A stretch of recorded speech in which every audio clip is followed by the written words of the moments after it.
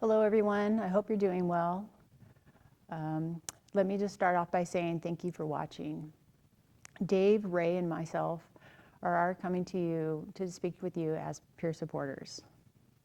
The intent of this video is to remind you of your resiliency and to provide some helpful pointers for self-care.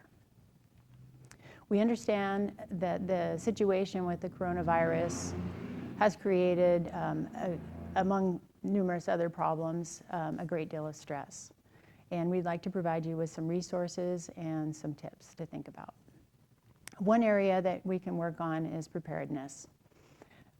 Much like the actions you would take during a natural disaster, you can do that with this situation. Making sure that you have the right resources and supplies and ensuring that your family does as well.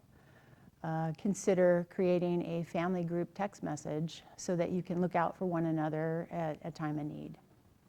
These are all things within organization that can help bring peace of mind, which would help lower your stress.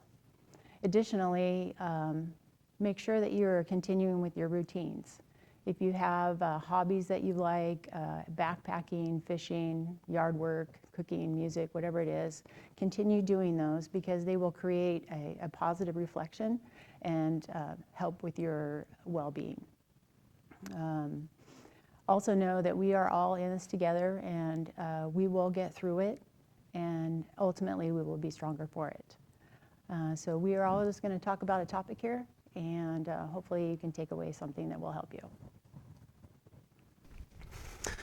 Hey guys, so talking about resiliency to a bunch of firefighters is, to me, it's kind of one part, extremely necessary, year in and year out. You know, we're the most stressful job voted upon, especially this time. We'd be pretty smart to look at our resiliency factors and see if there's anything we can do to improve them and make sure that we're functional at work. Talking about resiliency to you guys is also another part, preaching to the choir. It's like that is who we are. Fact at the end of the day, firefighters are resilient. We all chose this job because we kind of have a deep internal belief that, you know, no matter how bad things get, no matter how long it lasts or the magnitude of it, we're going to be able to get through it. We'll find a way, we'll solve the problem. So, you know, it's an honor to talk to you guys about resilience. One positive step for me, and maybe some of you can relate, is in owning the fact that, you know, whatever comes, we find solutions. We always have, we always will. And so that feels good. And we got to own those positive aspects about us. I think some of us can kind of be perfectionists and go, you know, I got to fix X, Y, and Z. Why would I focus on the good parts when those went well? I want to kind of shore up and improve and get better. So we can just own the fact that we're going to get through this. We always have. It's cool to work with people that are like that. Now I'll talk about just a little size up of, think of these as kind of a spectrum for the pillars of resiliency. We'll do sleep, nutrition, exercise, and relationships. These are all areas where we can get a little bit better, or maybe we're at the other end of the spectrum, which I just came out of one of these, where it's like a red flag watch out scenario. And so nutrition could be one where if you stop eating for several days, you know, you better watch out, especially me. If I'd been at work for these last 2 months, anybody that's around me for 10 minutes knows that I eat all day long, makes me feel comfortable, it makes me happy. And so if I haven't eaten for a day or two, for me, that was a watch out. And that kind of led into a place where I started watching my step and realizing, okay, let's do an inventory of the resiliency factors of sleep. Okay, I do that as well as I can. Nutrition, exercise, I'm doing all that stuff. What else? Well, relationships. For me, it was, hey, I bottle stuff up, stuff it down, I'm good, I'm not angry, I'm not scared, I'm not sad. And that can boil over. And if you keep things down for too long like I did, you're gonna end up in a watch out scenario. And that's what the peer support team's like. But over the last 2 months, I've been making just as many phone calls to non-peer support members. It's just people that are gonna have your back, whoever that is, at the gates of hell, and they're not going anywhere, and they're in your corner. So other ones that you can watch out for on each other is sleep. If you notice someone, just their sleeping patterns changing. or exercise. For people who love to exercise and like their coping mechanisms and their happiness is in working out and being active around people, that's a watch out for me. When I get injured, I watch out. I know that about a lot of you guys. If you get injured, I check in on you because I know that's a coping mechanism that's been kind of whacked out, and you need to maybe at that point look to some other coping mechanisms to stay strong. That's what I got. Thanks for listening. Excellent segue, David. Thank you. I'm just going to come and talk about a little bit some of the coping mechanisms like we talk about, stress relief in general. And a lot of things we hear about are physical fitness, working out.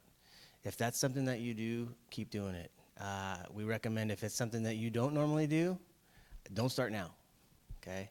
And if it's something you've been thinking about doing, make sure, I was talking to some of the Pure Fitness members, make sure it's going to be low impact, low intensity, as to not get so sore that you can't move the next day. That would not be good, okay? And generally, it's just about taking good care of your body.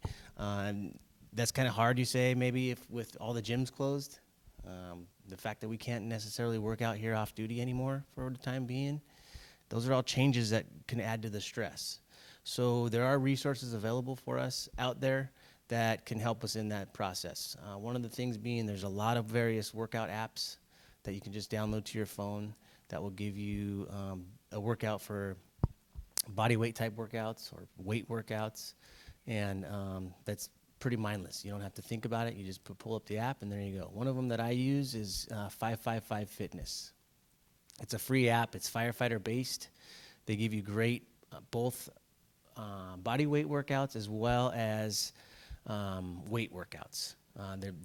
They put those in as memorial workouts. You can historically just put your workout and submit it for your reference later, so you can see where you've been.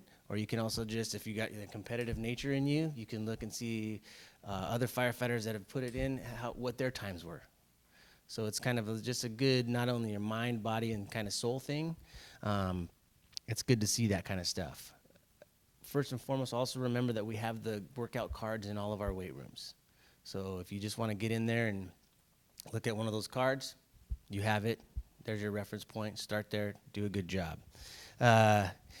Also, Ronnie Knighton owns his own gym. He's got a website, on a YouTube website. You can also refer to him. I talked to him this morning, and he said that he's got workout instruction PDF type files. He's going to give me the website, and I'll try to put that down. Sorry, I don't have it now. But it's instruction cards as well, as far as what the workout entails and what it's all about. If you're not into that kind of strenuous type physical fitness, there's also yoga. There's also YouTube channels with daily yoga routines. And don't forget, working out could be just the mind with meditation as well. So it's just about just keeping your body moving in the time when, especially the biggest topic, a lot of the things we talk about at the station now is it's just weird. It's weird sitting around. It's weird basically waiting for a call. It's something we've always done, but just to have that feeling that I can't leave. It's just a natural, weird feeling. And if we can do something to just move around a little bit, it'll help a lot. On your off days, it's just about just finding a way to just move your body or just your mind for that matter, just to keep yourself healthy and aware of how you're feeling to get through this time and this process. At the end of the day, if we're going to look back upon it, and it's just going to be we're going to tell the even younger generation, back when we were doing it, this is what we had to deal with. Oh, screw the snow. This was worse. I couldn't even walk.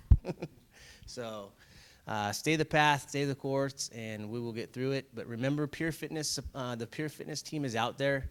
They're willing to help. They're getting each day studying and looking at things to help combat the stagnation of it all. So as far as those resources go, we have a lot. So thanks for listening. Just understand too that this is a very abnormal situation and stress is a normal reaction to it. So reach out to any of the peer support team members. All of our contact information is on the info portal. There's also resources there for counselors if need be that have been vetted. There's another site within there. It's called Capstone, and it's an online counseling option for us. So we are here for you if you need us, and stay strong.